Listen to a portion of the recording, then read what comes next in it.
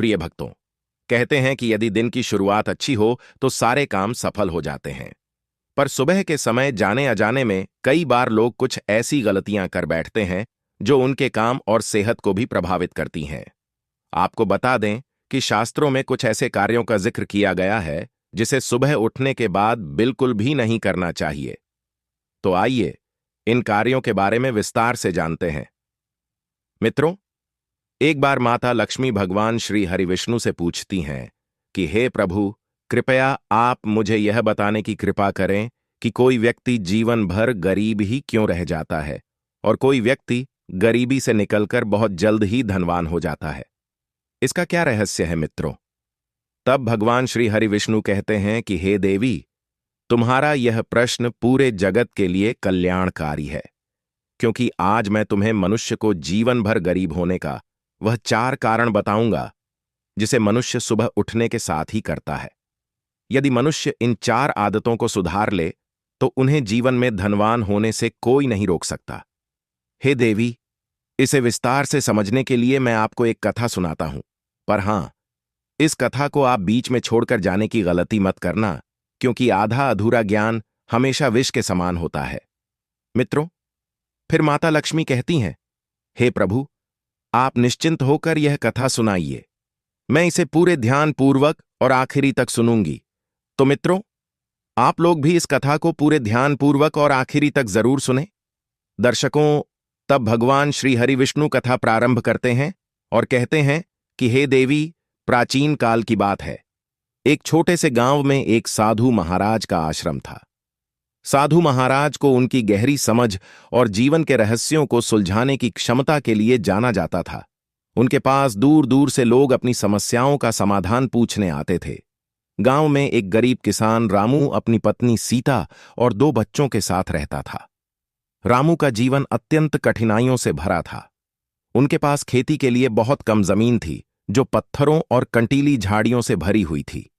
उस जमीन पर खेती करना रामू के लिए आसान नहीं था, लेकिन वह पूरी कोशिश करता था। रामू सुबह देर से उठता था और अपने दिन की शुरुआत बिना योजना के करता था। अक्सर वह आलस में अपने कार्यों को टाल देता था। उसकी फसलें सही समय पर न बोई जाती थीं और न ही सही तरीके से देखभाल की जाती थी, जिसके कारण उन्हें अक्सर नुकसान होता था। इस कारण परिवार के लिए पर्याप्त अनाज और आय जुटा पाना बहुत कठिन हो जाता था। सीता रामू की पत्नी एक मेहनती और सहनशील महिला थी। वह सुबह जल्दी उठकर घर के सारे काम करती, जैसे पानी भरना, बच्चों को तैयार करना और खाना बनाना। सीता चाहती थी कि रामू अपने जीवन में बदलाव लाए, लेकिन वह अपनी आदतों को बदलने को तैयार नहीं था। उनका घर मिट्टी और फूस का बना हुआ था, जिसकी छत हर बरसात में टपकने लगती थी। बरसात के दिनों में सीता और बच्चों को घर के सूखे कोने में सिकुड़ कर बैठना पड़ता था। रामू की बेटी की उम्र स्कूल जाने की हो गई थी, लेकिन घर में इतना धन नहीं था कि उसे पढ़ने भेजा जा सके। उनका बेटा भी छोटा था और अक्सर बीमार रहता था। रामू की यह हालत देखकर गांव वाले भी उसका मनोबल गिराते रहते थे। कुछ लोग उसे आलसी कहते तो कुछ उसकी किस्मत को कोसते। रामू खुद को बहुत निराश और असहाय महसूस करता था। हर रात वह यही सोचता कि उसका जीवन कब बदलेगा, लेकिन अगली सुबह फिर वही पुराना दिन दोहराता। एक दिन गांव में यह खबर फैली कि साधु महाराज पास के आश्रम में आए हैं और वे लोगों की परेशानियों का समाधान कर रहे हैं। सीता ने रामू से कहा कि आप एक बार जाकर साधु महाराज से मिलिए, हो सकता है वे आपकी मदद कर सकें। पहले तो रामू टालता रहा, लेकिन आखिरकार वह जाने को तैयार हो गया। दर्शकों, रामू जब साधु महाराज के पास पहुंचा तो उसने उन्हें प्रणाम किया और अपनी गरीबी और मुश्किलों के बारे में बताया। रामू ने कहा, महाराज, मैं बहुत मेहनत करता हूं, फिर भी जीवन में कोई सुख नहीं है। कृपया मुझे सही राह दिखाइए मित्रों। साधु महाराज ने रामू की ओर देखा और हल्की मुस्कान के साथ कहा, रामू, गरीबी सिर्फ धन की कमी नहीं होती, बल्कि यह हमारे सोचने के तरीके और आदतों का भी परिणाम होती है। अगर तुम चाहो तो मैं तुम्हें 4 ऐसी आदतों के बारे में बता सकता हूं जो किसी भी व्यक्ति को गरीब बनाए रखती है। अगर तुम इन्हें समझकर छोड़ दोगे तो तुम्हारा जीवन बदल सकता है मित्रों। फिर रामू ने हाथ जोड़कर कहा, महाराज, कृपया जल्दी से बताइए, वह 4 आदतें कौन सी हैं? साधु महाराज बोले, ठीक है, सुनो रामू। जब इंसान सुबह उठते ही आलस्य में रहता है और अपने दिन की शुरुआत सही ढंग से नहीं करता, तो उसका जीवन पीछे ही रह जाता है। इसे मैं तुम्हें एक छोटी सी कथा के माध्यम से समझाता हूं। बहुत समय पहले की बात है। एक राजा अपने राज्य के किसानों को आलस्य के नुकसान के बारे में समझाना चाहता था। एक दिन उसने सूरज उगने से पहले महल के दरवाजे पर सोने के सिक्के और कीमती रत्न रखवा दिए और यह घोषणा करवाई कि जो सबसे पहले पहुंचेगा वह यह खजाना ले जा सकता है। लेकिन अधिकतर किसान देर से उठे और जब तक वे वहां पहुंचे खजाना जा चुका था।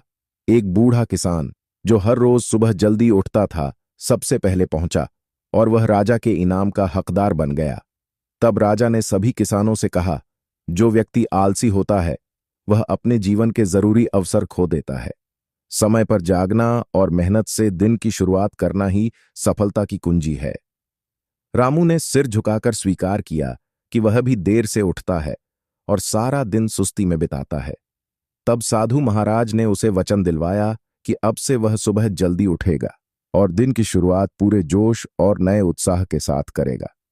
मित्रों, आगे बढ़ने से पहले आपसे अनुरोध है कि यदि आप भगवान श्री हरिविष्णु को अपना आराध्य मानते हैं तो इस वीडियो को एक लाइक करें और कमेंट में जय श्री हरिविष्णु लिखकर प्रभु के प्रति अपनी श्रद्धा प्रकट करें, ताकि उनकी कृपा सदा आपके और आपके परिवार पर बनी रहे। मित्रों, फिर साधु महाराज ने कहा, दूसरी आदत है नकारात्मक सोच। अगर कोई व्यक्ति सुबह उठते ही अपने मन में चिंता, डर और असंतोष के विचार लाता है तो उसकी सारी ऊर्जा धीरे धीरे खत्म हो जाती है। एक बार एक व्यापारी ने साधु महाराज से अपनी परेशानी बताई। उसने कहा, मेरा व्यापार हर दिन गिरता जा रहा है और मुझे समझ नहीं आता कि ऐसा क्यों हो रहा है। साधु महाराज ने उसे सलाह दी कि वह हर सुबह अपने विचारों पर ध्यान दे। उन्होंने व्यापारी को एक दिन बुलाकर पूछा कि सुबह के पहले घंटे में तुम क्या सोचते हो? व्यापारी बोला, मैं यही सोचता हूं कि आज भी नुकसान ही होगा। साधु महाराज ने उसे समझाया कि तुम्हारे यह नकारात्मक विचार ही तुम्हारी मेहनत को असरदार नहीं बनने देते। हर सुबह यह सोचो कि आज का दिन अच्छा होगा और पूरे मन से अपने काम में लग जाओ। व्यापारी ने अपनी सोच में बदलाव किया और धीरे धीरे उसका व्यापार फिर से अच्छा चलने लगा। रामू ने यह सुना और कहा, महाराज, यह बिल्कुल सच है। मैं भी सुबह उठते ही सिर्फ अपनी परेशानियों के बारे में सोचता हूं। अब मैं इस आदत को जरूर बदल लूंगा। मित्रों, साधु महाराज ने आगे कहा, तीसरी आदत है अनुशासन की कमी। अगर कोई इंसान अपने समय और कामों में अनुशासन नहीं रखता तो वह कभी मेहनत का सही फल नहीं पा सकता। मित्रों, फिर साधु महाराज ने एक और कहानी सुनाई। एक बार एक युवा शिष्य ने अपने गुरु से पूछा, गुरुजी, मैं जीवन में सफल कैसे बनूं? गुरु ने कहा, हर सुबह सूरज उगने से पहले उठो, ध्यान करो और दिन की योजना बनाओ। शिष्य ने कुछ दिन ऐसा किया, लेकिन फिर आलसी हो गया और वह अनुशासन छोड़ बैठा। गुरु ने उसे बुलाया और समझाया कि सफलता केवल मेहनत से नहीं आती, उसमें अनुशासन और निरंतरता की भी जरूरत होती है। अगर तुम समय का आदर नहीं करोगे तो समय भी तुम्हारा आदर नहीं करेगा। शिष्य ने गुरु की बात मानी और अपने जीवन को अनुशासित किया। धीरे धीरे उसने अपने सारे लक्ष्य पूरे कर लिए। मित्रों, रामू ने महसूस किया कि उसकी दिनचर्या बिखरी हुई है और वह अपने कामों को लेकर गंभीर नहीं रहता। उसने साधु महाराज से वादा किया कि अब वह अनुशासन अपनाएगा।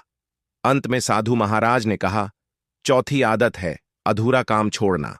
अगर तुम रोज कोई नया काम शुरू करते हो लेकिन उसे खत्म नहीं करते तो तुम्हारा जीवन हमेशा अधूरा ही रहेगा। इसे समझाने के लिए उन्होंने एक कहानी सुनाई।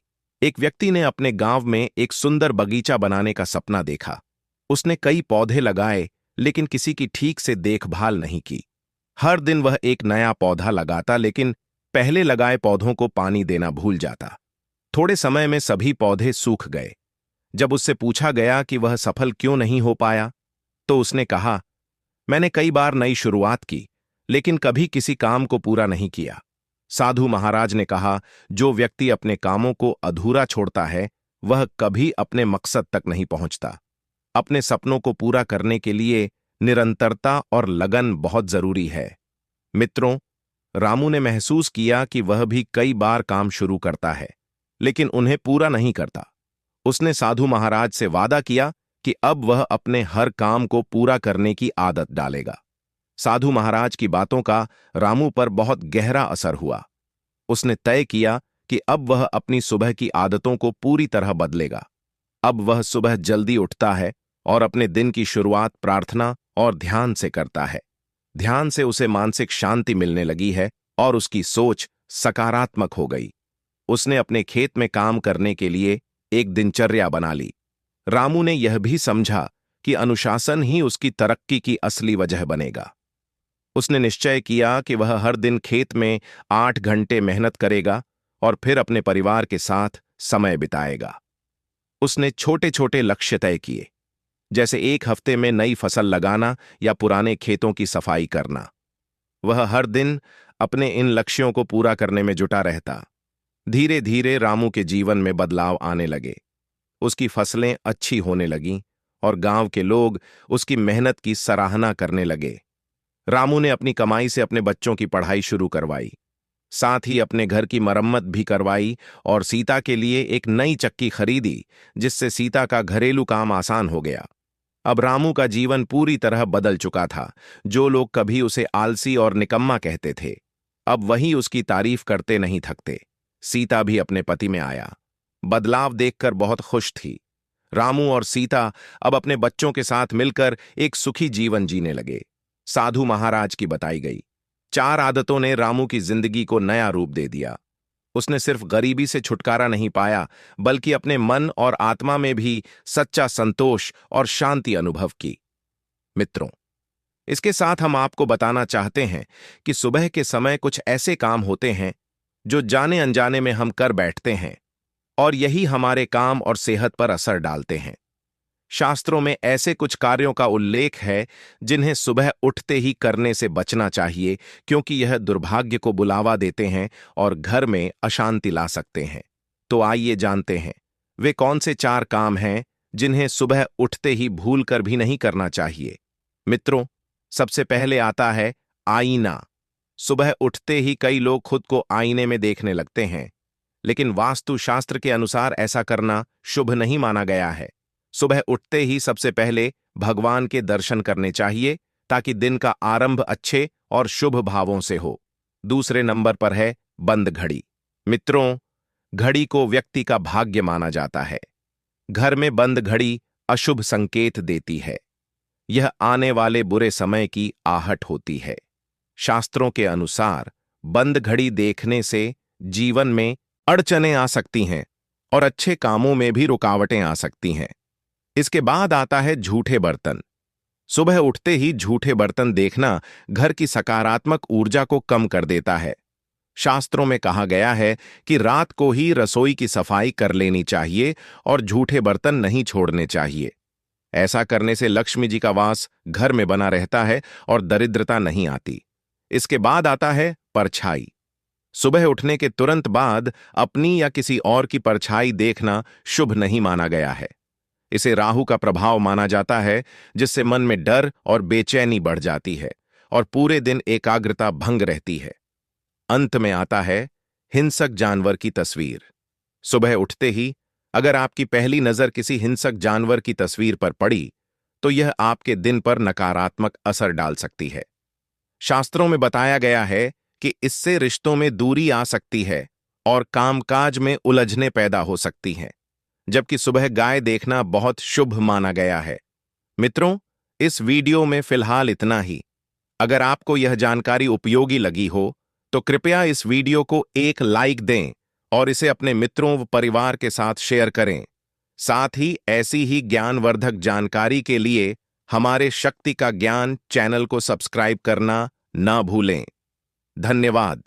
दोस्तों, शिवलिंग को कभी भी गंदे स्थान पर या अत्यधिक हलचल वाले स्थान पर ना रखें, क्योंकि इससे उसकी ऊर्जा प्रभावित हो सकती है। भक्तों, अब तीसरी बात, भगवान की टूटी हुई मूर्तियां या फटी हुई तस्वीरें पूजा स्थल में नहीं रखनी चाहिए।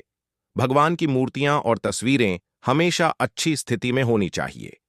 यदि किसी मूर्ति या तस्वीर में कोई टूट फूट हो जाए, तो उसे पूजा स्थान से हटा देना चाहिए।